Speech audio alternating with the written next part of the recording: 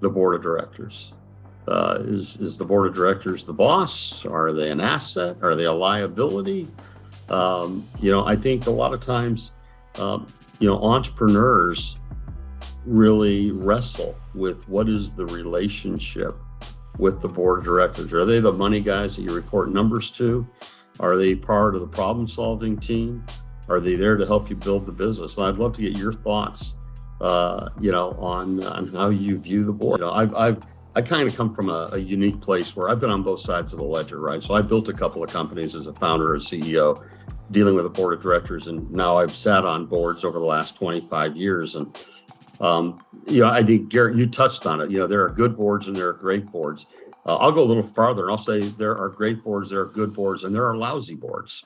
And a lot of the difference or the distinction in that conversation, and you all have touched on it, is both the stage of the company and are the individuals that are on the board relevant to the stage of the company, and the fact that if a company is successful, it's going to evolve. And in that process of evolution, where the board can add value or can contribute to the success of the company is also going to change. But I think one of the things that entrepreneurs, frankly, all too often look past is, you may focus on the investor, but the question is not just the investor, but who is representing the investor and who is on your board, and what is the relevance of that individual in terms of their skill set, their industry knowledge, to helping you travel the road from concept to success. And I many times describe, building a startup is akin to running through a minefield naked in the middle of the night. The chance of getting through intact is pretty remote unless you can find a map. And a good investor, a good board member, a good board of directors is akin to a map.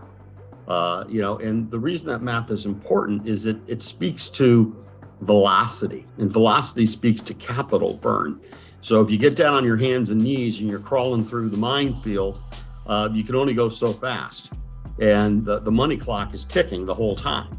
If you can get a map, you can get through that minefield a lot faster with a higher level of confidence. And that really speaks to capital efficiency, which also speaks to the eventual profitability of the enterprise from an investment perspective. So, I really encourage entrepreneurs, number one, at a round of financing is to focus on not just the investor, but who is going to be on the board of the directors. And is that person on the board of directors, are they going to lean in, or are they going to sit back and kind of keep score? And if you buy my metaphor of a map, you want people that are prepared to lean in and get actively involved with the management team to either open doors, help mitigate risk, provide coaching, work to improve the operating efficiency of the business. Now, part of that is how much time do people have? I've got, I know too many venture capitalists that are sitting on 16 or 18 boards. And I will tell you, personal observation, you can't sit on 16 or 18 boards and add a lot of value to a company. The value is not delivered at a board meeting. The board meeting is a checkpoint where people get together, compare notes, take stock, and look at, do we need to make some sort of mid-course correction?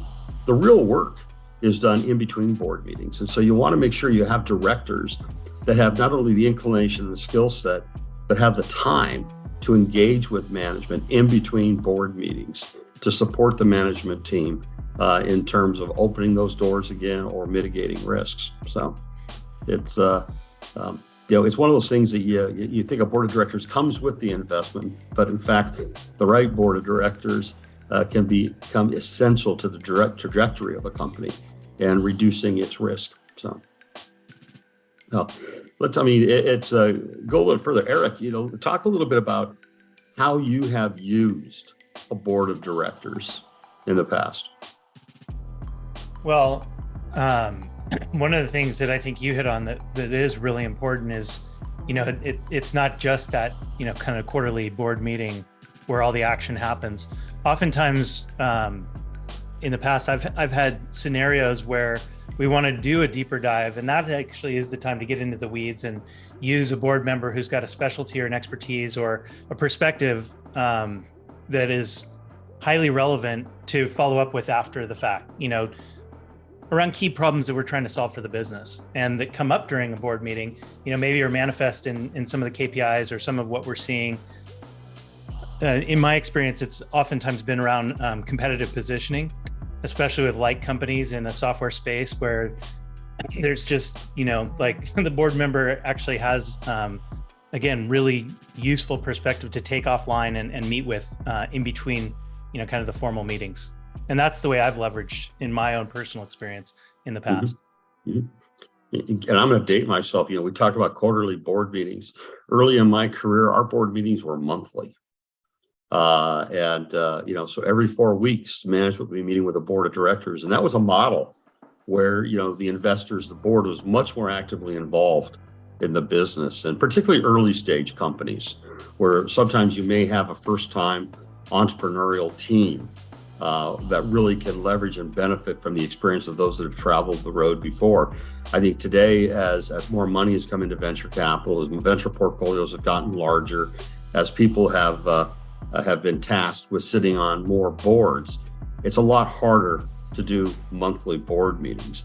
But early in my career, certainly the people, I was backed by Sequoia and NEA, folks who had built businesses and built a lot of businesses, meeting with them on a monthly basis. They were able to bring a tremendous amount of experience, on a very frequent basis. The process of figuring out how do we take this concept and see it successfully executed. So, Bob, Nick, how about yourself?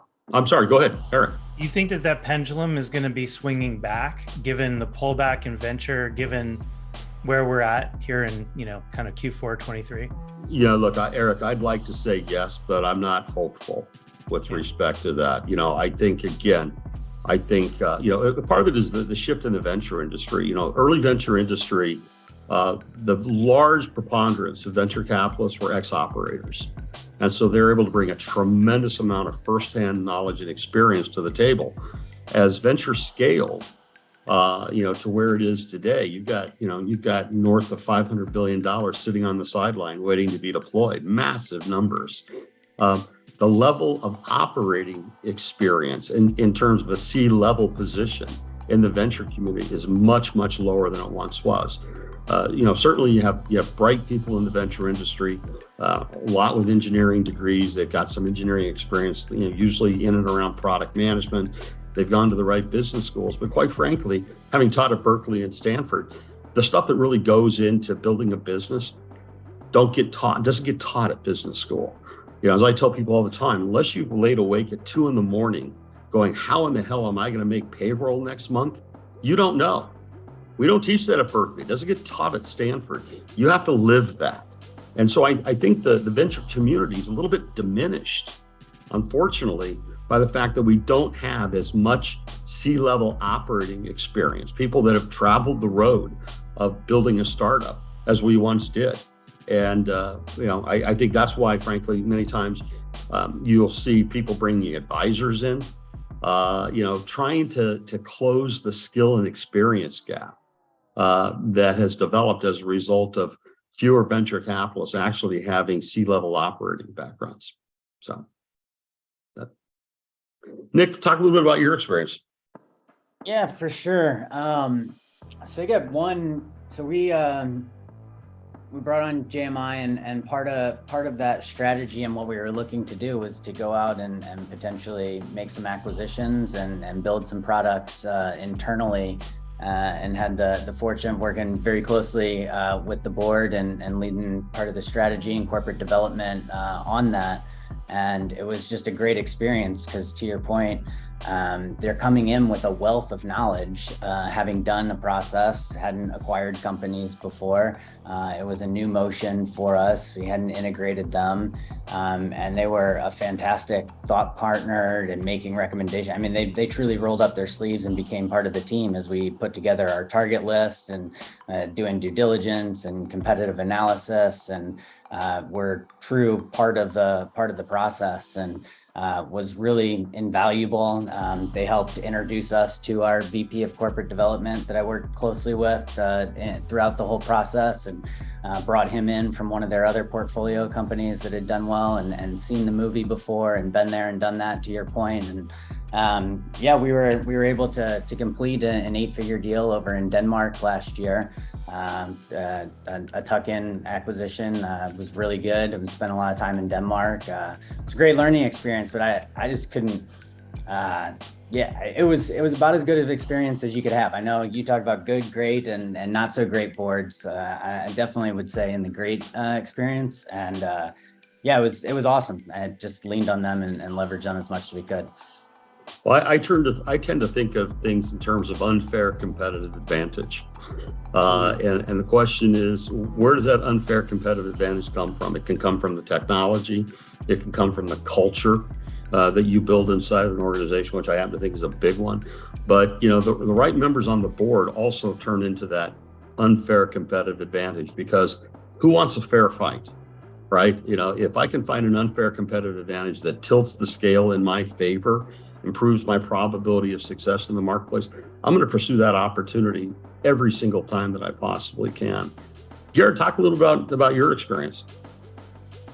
Yeah, I mean, I've had, I wouldn't say I'm an expert with, working with multiple boards, but I've had a few different board members from a few different industries. One, that was Corp Dev for Apple during the really formative years, kind of the V1 and V2 of Steve Jobs. And so, he then has worked with a bunch of startups in the Silicon Valley. And I think, I would sum up this individual as like an operator, and really providing that operational leadership and that experience that, kind of like Nick was saying, seen that movie 1,000 times, and helped us navigate through very challenging waters. And I think, for us in that company, we were a challenger brand. And so we had to out innovate our peers. And that was one of the things that he had sort of provided that kind of guidance for us to expand from not being a one-trick pony to being an enterprise platform play.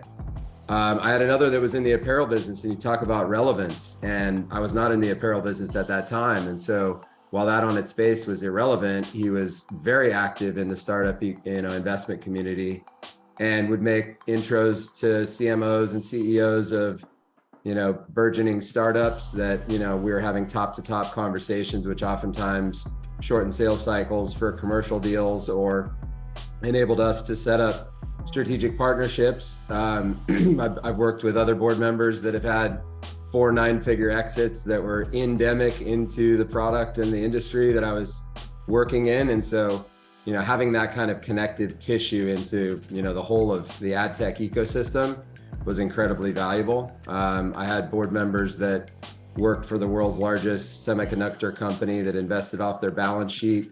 They had a very formalized structure of working with, you had a rep that worked with you to really unlock doors, whether it was with AWS and their channel partner programs, or introducing you to other companies that had been portfolio companies to develop commercial relationships there.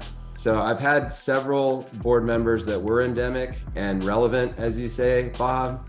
And I would agree, good board members, great board members help you understand what it takes to be good stewards of capital, but also to, help you achieve, the kind of velocity, frequency, and recency of deal flow that is going to help, justify their investment. And, like I said, some of them with that more technical background that you mentioned earlier can really help you create that unfair competitive advantage with product development. And that's been my experience working with board members of various experience levels, but also from different industries and different backgrounds and different skill sets.